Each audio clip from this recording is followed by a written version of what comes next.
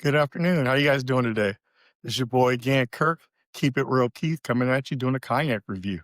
Before I get started, I want to give a quick shout out to my boy Lorenzo. Thank you for being a trooper, watching what's going on, trying to learn a little bit about cognac, and hopefully I'm teaching you something. And much love out to Kathy and Chris. That's my team at Army Research Laboratory, ARL. Keep doing the things you do. Love y'all.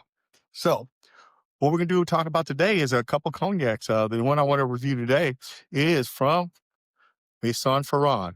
Where we're going to see right there. Bam. Pierre Ferrand Ambre. That's the one we're going to review. Before we start, let me tell you a little bit about Pierre Ferrand. Pierre Ferrand, the Maison Ferrand, comes from Cognac, France, where all cognac does come from, all true cognac comes from. And what they do is they're a fairly new house. Basically, the Maison Ferrand didn't really start till 1989, which goes exactly opposite of everything you've seen from Hennessy, Martell, Bougie, Remy Martin. All of them historically have gone back to 1800s, 1700s, or even longer. This one's 1989, so it's a very independent, small growth. They do everything from bottle. They call from grapes to bottle. So they'll make their own grapes. They process it all and they put it in a bottle. They do it all internal to where they're at. What makes Pierre Ferrand extremely unique is they just don't do cognac. They also do Citadel gin, and they also do Planetary rum, which is a big seller. So they have the house itself, Maison Ferrand, sits in Cognac, France, but they also have three other locations. They have one in Jamaica, they have one in Barbados, and they also have a place, literally, it's called Barge 166, which sits on the Seine River in France, Paris. And what they have on there is they actually have a cellar on there on the barge that sits there and floats, and it makes VSs, VSOPs, and XOs. They actually have a program where you can actually do a private cast where you can go there and you can purchase a barrel just for your unique to you. It makes about 30 liters, roughly, about 55 bottles. And you can come back twice a year and taste it until it hits the maturity level that you want it at. So the reason I brought up the fact that they also make rum and they also make gin in Barbados and Jamaica is because they make cognac and they'll actually ship it to Barbados for bottling and for packaging and bottling and shipping to the United States of America. One that you've probably heard of is this. This is the one from Shannon Sharp. Shay, for the Portier Shay. This is the one Shannon Sharp always has on his TV shows. If you guys watch them, this is the one Monique was on, where she's sitting there just going off on everybody, her and Cat Williams. I call it the truth serum. When they start talking about this, they start they start going off on fools. So it's actually brewed by Ferrand, Pierre Ferrand, the Maison Ferrand, but it's shipped to Barbados for bottling and packaging. Another one that they have, which hasn't hit the American market quite yet, at least not that I know of, it's called, put it here, Porto Norte. And the good thing about this one, I don't know if you could read it through here, and it's made directly for Idris Elba. So he's British. He's from London. He's a UK resident. He makes this one. It's made for him. You have signature cognac drinks. What I like about this one, if you go on top there, there's actually a press right there. You put it on ice. You can make ice cubes with impression of what this gate is, the Porto Norte. So that's one of the unique things about Maison Ferrand. But the one I said we're testing today is this one, the Ambre. So they call ombre because it's amber in color. If you look at the bottling, it's very unique. The shape of it, I really enjoy how they did it. Looks like they put a lot of care into it. If you go all the way up here, you'll see it's made in the first cru. First cru means it comes from Grand Champagne region in France, which is the premier cru. That's why they call it the first cru premier. That's where this one is made. So what I did was I already pre-poured a cup because I'm trying to make a glass, excuse me. I already warmed it with my hands. I want to make this one a really quick tasting for you guys, kind of get an understanding of what it is. Like I said, this is kind of a fairly new Maison house, but nevertheless, this is still a very good cognac. So one of the things I like to do is I like call it the Pad F, which is presentation, aroma, the taste, and the finish. Those are kind of the four things I look at. I usually try to rate it on a scale of 1 to 10. 10 being for me, Batch Gaverson or the age is the premier for me. Other people have preferences, but that's the one I like the most. But we'll give Pierre Ferrand Ambre a quick taste. So first thing we do is a presentation, which we looked at was the bottle, the amber in color. It has a nice hue. And I kind of enjoy that. To me, presentation is about, I will literally buy a bottle just because it looks good. I have a huge collection. As you can see, one roll up here is Batch Gabrielson.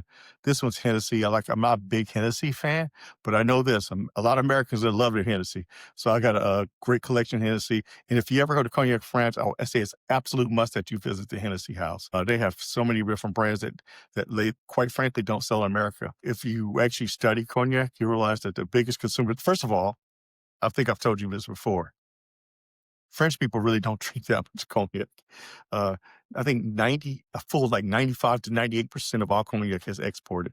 And where's it exported to? America and in the Asian markets. Asians love some cognac as well as the brothers in the States. Yeah, that's kind of our thing. But there's some really good cognacs out there. They're a little more high end. Americans, we're more volume. But nevertheless, there's some good products. Looking at this one right here, I'm gonna, I said we looked at the presentation with the bottle. Now I'm gonna smell it a little bit. The aroma, or you'll see people say nose. A lot of experts, cognac connoisseurs, they'll say, "Oh, what's the nose of it?" So I'll smell it a little bit. I smell notes of apple. I smell vanilla. It's not harsh on the nose. I've smelled some cognacs where it actually gives you kind of a burn in your nose. I don't have that with this at all. Very fruity and floral to me, which usually equates to a very smooth finish. With that being said, let's give it a taste.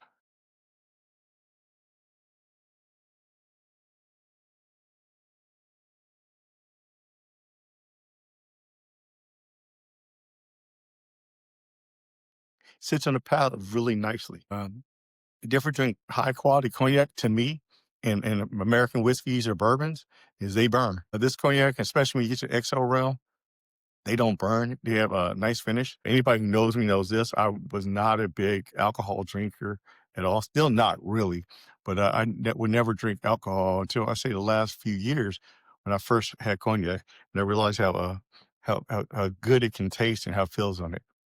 I'm gonna do another quick taste.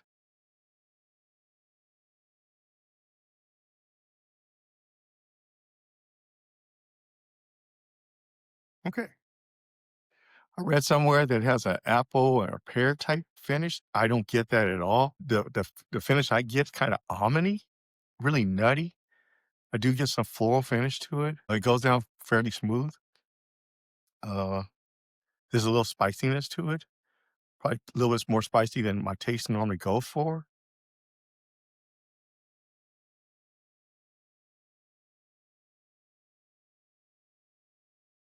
A little peppery, but it doesn't have a lasting finish. There's some cognac you drink, you taste them, and literally a couple hours later, you can still feel them processing in your throat. I believe this would be one of them. But overall, Uh, looking at this product right here, the Pierre Ferrand Ambre. I do like Pierre Ferrand. I've had other their cognac products are really nicely. They also make a good um it's like a wine, which is really good too, and another product. But overall, this is really good. If I had to get on a scale of one to 10, really I go point whatever, like 1 to 100. I would definitely say it's a solid 85.